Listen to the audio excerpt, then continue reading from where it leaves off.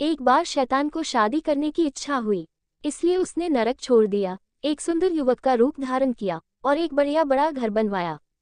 जब ये पूरा हो गया और सबसे फैशनेबल शैली में सुसज्जित हो गया, तो उसने खुद को एक परिवार से मिलवाया जिसमें 3 सुंदर बेटियां थीं और उनमें से सबसे बड़ी को अपना पता दिया। सुंदर आदमी ने युवती को खुश कर दिया। उसके माता पिता अपनी बेटी को इतनी अच्छी तरह से पाकर खुश हुए और शादी होने में ज्यादा समय नहीं लगा। जब वह अपनी दुल्हन को घर ले गया तो उसने उसे बहुत ही खूबसूरती से सजा हुआ गुलदस्ता भेंट किया। उसे घर के सभी कमरों से होते हुए अंत में एक बंद दरवाजे के पास ले गया।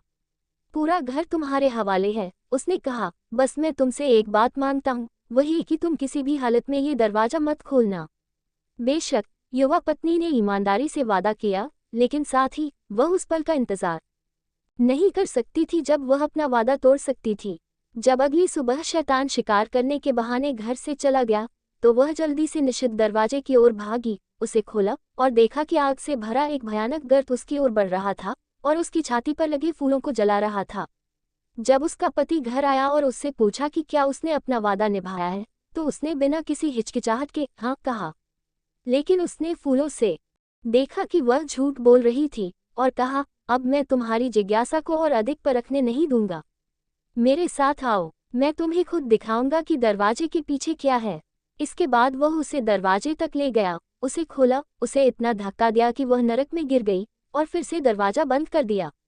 कुछ महीनों बाद उसने अपनी पत्नी के लिए अगली बहन को पटा लिया और उसे जीत लिया, लेकिन उसके साथ भी वही सब कुछ हुआ जो पहली पत्नी के साथ हुआ था। अंत में उसने तीसरी बहन से प्रणय निवेदन किया। वह एक समझदार युवती थी और उसने खुद से कहा, उसने निश्चित रूप से मेरी 2 बहनों की हत्या की है, लेकिन फिर यह मेरे लिए एक शानदार जोड़ी है, इसलिए मैं कोशिश करूंगी और देखूंगी कि क्या मैं उनसे ज्यादा भाग्यशाली हो सकती हूँ। और तदनुसार उसने सहमति दे दी। शादी के बाद दूल्हे ने उसे एक सुंदर गुलदस्ता दिया, लेकिन उसे वह दरवाजा खोलने से भी मना कर दिया जिसकी ओर उसने इशारा किया था। अपनी बहनों से कम जिज्ञासु न होते हुए भी उसने भी शैतान के शिकार पर जाने पर निषिद्ध द्वार खोला, लेकिन उसने पहले ही अपने फूल पानी में डाल दिए थे। फिर उसने दरवाजे के पीछे घातक रसातल और उसमें अपनी बहनों को देखा। आह, उसने कहा, मैं कितनी बेचारी प्राणी हूँ। मैंने सोचा था कि मैंने एक साधारण आदमी से शादी की है और इसके बजाय वह शैतान है। मैं उससे कैसे दूर जा सकती हूँ। उसने सावधानी से अपनी दोनों बहनों को नरक से बाहर निकाला और उन्हें छिपा दिया। जब शैतान घर आया तो उसने तुरंत गुलदस्ता देखा जिसे उसने फिर से अपनी छाती पर पहना था, और जब उसने फूलों को इतना ताज़ा पाया तो उसने कोई सवाल नहीं पूछा, लेकिन अपने रहस्य के बारे में आश्वस्त होकर वह पहली बार वास्तव में उससे प्यार करता था। कुछ दिनों बाद उसने उससे पूछा कि क्या वह उसके लिए 3 संदूक उसके माता पिता के घर ले जाएगा, बिना उन्हें रास्ते में रखे या आराम किए। लेकिन उसने कहा, तुम्हें अपना वचन निभाना होगा क्योंकि मैं तुम पर नजर रखूंगी। शैतान ने वादा किया कि वह ठीक वैसा ही करेगा जैसा वह चाहती है। इसलिए अगली सुबह उसने अपनी एक बहन को एक संदूक में रखा और उसे अपने पति के कंधों पर रख दिया।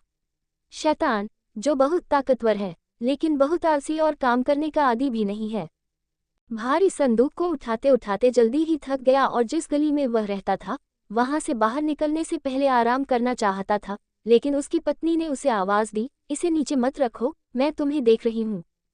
शैतान अनिच्छा से संदूक को लेकर तब तक आगे बढ़ता रहा जब तक कि वह कोने पर नहीं पहुंच गया, और फिर उसने अपने आप से कहा, वह मुझे यहाँ नहीं देख सकती, मैं थोड़ा आराम करूंगा। लेकिन जैसे ही उसने संदूक को नीचे रखना शुरू किया, अंदर बैठी बहन चिल्लाए, इसे नीचे मत रखो, मैं तुम्हें अभी भी देख रही हूँ। गालियां देते हुए वह संदूक को घसीटता हुआ दूसरी गली में ले गया और उसे एक दरवाजे पर रखने ही वाला था, लेकिन उसने फिर से आवाज सुनी, इसे नीचे मत रखो, बदमाश, मैं तुम्हें अभी भी देख रही हूँ।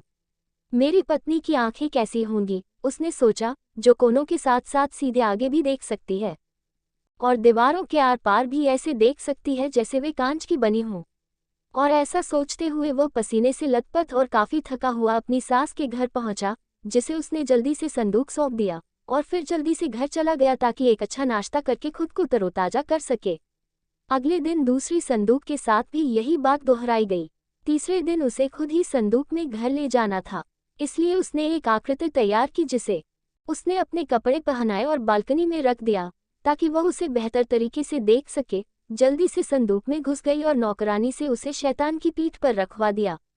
अरे वाह, उसने कहा, ये संदूक बाकी संदूकों से बहुत भारी है, और आज जब वह बालकनी में बैठी होगी तो मुझे आराम करने का बहुत कम मौका मिलेगा। इसलिए उसने बहुत मेहनत करके उसे बिना रुके अपनी सास के पास ले गया और फिर जल्दी से नाश्ता करने के लिए घर चला गया, डांटते हुए, और उसकी पीठ लगभग टूट चुकी थी। लेकिन रीति रिवाज के बिल्कुल विपरीत उसकी पत्नी उससे मिलने नहीं आई और नाश्ता भी तैयार नहीं था। मार्गरीटा, तुम कहाँ हो? उसने पुकारा, लेकिन कोई जवाब नहीं मिला। जब वह गलियारे से भाग रहा था तो उसने आखिरकार खिड़की से बाहर देखा और बालकनी पर एक आकृति देखी। मार्गरीटा, क्या तुम सो गई हो? नीचे आओ, मैं कुत्ते की तरह थका हुआ हूँ और भेड़िए की तरह भूखा हूँ। लेकिन कोई जवाब नहीं मिला। अगर तुम तुरंत नीचे नहीं आई तो मैं ऊपर जाकर तुम्हें नीचे ले आऊंगा, उसने गुस्से में चिल्लाया, लेकिन मार्गरीटा हिली नहीं। क्रोधित होकर वह जल्दी से बालकनी में गया और उसके कान पर ऐसा डंडा मारा कि उसका सिर उड़ गया और उसने देखा कि सिर एक चक्की वाले की आकृति के अलावा कुछ नहीं था और शरीर चित्रों का एक बंडल। गुस्से में वह नीचे भागा और पूरे घर में खोजबीन की, लेकिन व्यर्थ, उसे केवल अपनी पत्नी का खाली गहनों का डिब्बा मिला। हाँ, उसने चिल्लाया, वह मुझसे और उसके गहने भी चुरा लिए गए हैं।